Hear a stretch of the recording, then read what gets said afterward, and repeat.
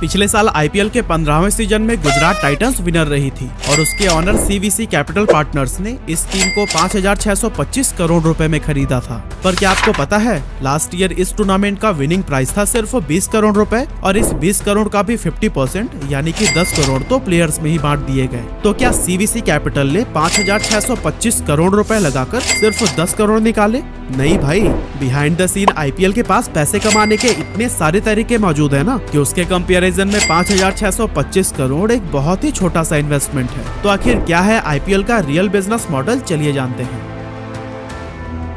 तो दोस्तों, आईपीएल की शुरुआत तो हुई थी 2008 में, लेकिन इसके काफी साल पहले ही ललित मोदी इसी तरह की फ्रेंचाइजी लीग बनाना चाहते थे, जिसका आइडिया इंग्लिश प्रीमियर लीग, जो दुनिया की सबसे बड़ी फुटबॉल लीग है, वहां से आया था, जिसमें सिटी वाइज टीम बनाकर मैचेस खेले जाते हैं। मगर उस time Lalit Modi franchise league बनाने में कामयाब नहीं हो पाए। इसके बाद आईपीएल के शुरू होने के एक साल पहले जी एंटरटेनमेंट, जो जी टीवी और जी न्यूज जैसे चैनल्स को ऑन करती है, इसने आईसीएल की शुरुआत की, जिसका फुल फॉर्म था इंडियन क्रिकेट लीग। इसका कॉन्सेप्ट भी बिल्कुल वैसा ही था जैसा कि आज हम आईपीएल में देखते हैं, मतलब सिटी वाइज टीम बनाई जाएंगी, ऑक्शंस होंगे और सारी टीम्स आपस में भिड़ेंगी। अब आईसीएल क्रिकेटर्स को काफी मोटी रकम ऑफर कर रहा था, इसीलिए ज्यादा से ज्यादा प्लेयर्स इससे जुड़ना चाहते थे। पर यही चीज बीसीसीआई को खटक रही थी, क्योंकि ऐसे में क्रिकेट से रिलेटेड सारी पावर्स बीसीसीआई के हाथों से निकलकर एक दूसरी कंपनी के पास चली जाती। यही वजह थी कि बीसीसीआई ने अपने सारे प्लेयर्स की सैलरी बढ़ा दी, साथ ही ये भी कहा कि जो भी प्लेयर आईसीएल में खेलेगा उसे हमेशा के लिए इंटरनेशनल एंड डोमेस्टिक क्रिकेट से बैन कर दिया जाएगा। और दोस्तों, इस तरह के रिस्ट्रिक्शंस से जितने भी प्लेयर्स आईसीएल खेलने के लिए एक्साइटेड हो रहे थे, उन्होंने अपने पैर पीछे खींच लिए और इस तरह से आईसीएल का द एंड हो गया। अब ललित मोदी उस समय बीसीसीआई के वाइस प्रेसिडेंट थे। ऐसे में उन्होंने तब के प्रेसिडेंट शरद पवार के सपोर्ट से अपने आइडियाज पर काम करना शुरू कर दिया और इस तरह से 2008 में आईपीएल का गठन हुआ, जो आज वर्ल्ड की सबसे बड़ी क्रिकेट लीग है। साथ ही यह बीसीसीआई के लिए पैसों के पेड़ की तरह भी है, क्योंकि इसका 60% रेवेन्यू आईपीएल से ही जनरेट होता है। लेकिन आईपीएल आखिर इतने पैसे कमाता कैसे है और इसका बिजनेस मॉडल क्या है, आइए समझते हैं। दोस्तों, आईपीएल की पहली कमाई ब्रॉडकास्टिंग या मीडिया राइट्स से होती है। अब आप आईपीएल किसी न किसी टीवी चैनल या फिर ओटीटी प्लेटफॉर्म पर तो जरूर देखते होंगे, और इंडिया में क्रिकेट को लेकर लोगों में कितना ज्यादा क्रेज है, इससे भी आप अवेयर तो होंगे ही। ऐसे में जब मैच ब्रॉडकास्ट होता है तो लोग सब काम छोड़ छाड़ के मोबाइल या फिर टीवी के सामने बैठ जाते हैं। इस वजह से उस चैनल की व्यूअरशिप बहुत ही ज्यादा बढ़ जाती है जिस पर मैच ब्रॉडकास्ट हो रहा होता है। ऐसे में हर चैनल चाहता है कि उसी को ही इसके ब्रॉडकास्टिंग राइट्स मिले। अब बीसीसीआई भी ये राइट्स सिर्फ उन्हीं को बेचता है जो इसके लिए सबसे ज्यादा रकम चुका सकते हैं। 2008 से 2017 तक ये राइट्स सिर्फ सोनी के पास थे और 10 सालों के ब्रॉडकास्टिंग राइट्स पाने के लिए सोनी ने 8,200 करोड़ रुपए खर्च किए थे। और फिर आगे चलकर 2018 में स्टार स्पोर्ट्स ने आईपीएल ब्रॉडकास्टिंग के राइट्स खरीदे, जिसके लिए इसने बीसीसीआई को 16,400 करोड़ रुपए चुकाए थे, वो भी सिर्फ 5 सालों के लिए। इसीलिए उस टाइम इसे इंडियन टीवी इंडस्ट्री की सबसे महंगी डील माना गया था। और फिलहाल करंट ईयर के ब्रॉडकास्टिंग राइट्स स्टार स्पोर्ट्स और जियो सिनेमा के पास है, जिसके लिए इन दोनों ने मिलकर अगले 5 सालों के लिए लगभग 48,000 करोड़ रुपए चुकाए हैं। मतलब कि पहले 10 सालों में 82 करोड़, इसके बाद अगले 5 साल के लिए 6400 करोड़ और अब अगले 5 साल के लिए 48,000 करोड़ रुपए। इन आंकड़ों से आप अंदाजा लगा सकते हैं कि आईपीएल की पॉपुलैरिटी किस हद तक बढ़ गई है। इस साल ब्रॉडकास्टिंग राइट्स में रिलायंस ने अपनी ओटीटी प्लेटफॉर्म जियो सिनेमा पर मैच को स्ट्रीम करने के लिए 23,758 करोड़ रुपए दिए हैं। वहीं स्टार स्पोर्ट्स ने टीवी पर मैच दिखाने के लिए 23,575 करोड़ रुपए। अब इन ब्रॉडकास्टिंग राइट्स को बेचकर बीसीसीआई के पास जितना भी पैसा आता है, उसमें से 50% आईपीएल फ्रेंचाइजीज में डिस्ट्रीब्यूट कर दिया जाता है और बाकी का खुद बीसीसीआई रखता है। अब आपने ये तो जान लिया कि ब्रॉडकास्टिंग राइट्स से आईपीएल की अर्निंग होती है, लेकिन आखिर चैनल्स का इस राइट्स को खरीदने के पीछे का पर्पस क्या है और क्यों इसके लिए वो इतनी बड़ी बड़ी रकम चुकाने से भी पीछे नहीं हटते। एक्चुअली इसकी वजह है एडवर्टीजमेंट रेवेन्यू। अब जैसा कि हमने पहले भी डिस्कस किया था कि जिस चैनल पर लाइव क्रिकेट ब्रॉडकास्ट होता है उसका व्यूअरशिप बहुत ही ज्यादा बढ़ जाता है। ऐसे में बड़ी बड़ी कंपनीज उस चैनल पर अपना एड चलाने के लिए करोड़ों रुपए देने के लिए भी तैयार रहती हैं और इसी एड्स को ही चलाकर ब्रॉडकास्टिंग चैनल्स भर भर कर पैसे कमाते हैं। अगर हम 2021 की बात करें तो उस समय आईपीएल के दौरान स्टार स्पोर्ट्स ने एड रेट्स को 25 से 30% तक बढ़ा दिया था और आपको जानकर हैरानी होगी कि सिर्फ 10 सेकंड्स के एड रन करने के लिए वो 18 लाख रुपए तक चार्ज करता था। और दोस्तों, इसी से ही आप अंदाजा लगा सकते हैं कि पूरे आईपीएल के दौरान चैनल्स की कितनी ज्यादा कमाई होती होगी।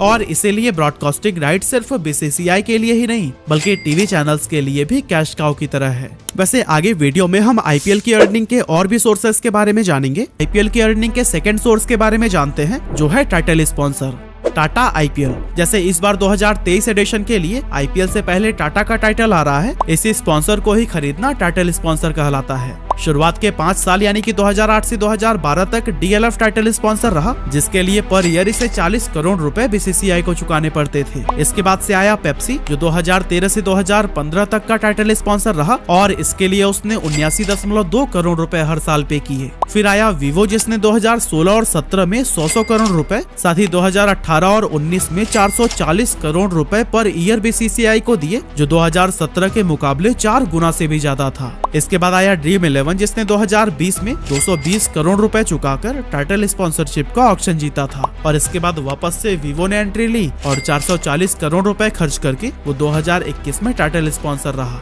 और दोस्तों करंट सिनारियो को अगर देखें तो पिछले साल और इस साल का टाइटल स्पॉन्सर टाटा के नाम रहा था, जिसके लिए कंपनी ने कुल 670 करोड़ रुपए बीसीसीआई को दिए। तो दोस्तों देखा ना आपने, आईपीएल के सामने सिर्फ कंपनी का नाम लगाकर ही बीसीसीआई कई 100 करोड़ रुपए कमा लेती है। टाइटल स्पॉन्सर के अलावा BCCI umpire partner, official partner, digital streaming partners और स्ट्रैटेजिक टाइम आउट पार्टनर जैसे कई सारे तरीकों से पैसे कमाता है। और दोस्तों ब्रॉडकास्टिंग के तरह स्पॉन्सरशिप से भी बीसीसीआई को जितनी भी अर्निंग होती है उसका 50% हिस्सा आईपीएल फ्रेंचाइजीज में डिस्ट्रीब्यूट कर दिया जाता है। मतलब कि वीडियो के अंदर अभी तक हमने जिन भी रेवेन्यू की बात की है उसमें से बीसीसीआई खुद आधा ले लेता है और आधा सभी फ्रेंचाइजीज में बांट देता है। हालांकि चलिए अब जान लेते हैं कि बीसीसीआई के रेवेन्यू शेयर करने के अलावा आखिर आईपीएल फ्रेंचाइजीज और कौन कौन से तरीके से पैसे कमाते हैं। तो दोस्तों जैसे आईपीएल अपने टाइटल स्पॉन्सर से ढेर सारे पैसे कमाता है, वैसे ही हर आईपीएल टीम भी टीम स्पॉन्सरशिप के लिए खूब पैसे लेती है। अब अपने प्लेयर्स की जर्सी, पैंट या फिर कैप पर बहुत सारी कंपनीज के लोगो तो जरूर देखे होंगे। इन लोगोज को लगाने के लिए कंपनीज आईपीएल फ्रेंचाइजीज को भारी रकम चुकाती है। प्लेयर्स की जर्सी, पैंट और कैप को मिलाकर उन पर लगभग 10 लोगो लगे होते हैं और इससे टीम ओनर्स खूब पैसे छापते हैं। इसके अलावा जब आप मैच देखने के लिए स्टेडियम में जाते हैं और उसका टिकट खरीदते हैं तो इसका भी 80% रेवेन्यू सीधे आईपीएल फ्रेंचाइजीज को ही जाता है और बाकी का 20% होम टीम क्रिकेट एसोसिएशन को मिलता है। एग्जाम्पल के लिए अगर हैदराबाद में मैच हो रहा है तो फिर हैदराबाद क्रिकेट एसोसिएशन को टिकट रेवेन्यू का 20% दिया जाएगा।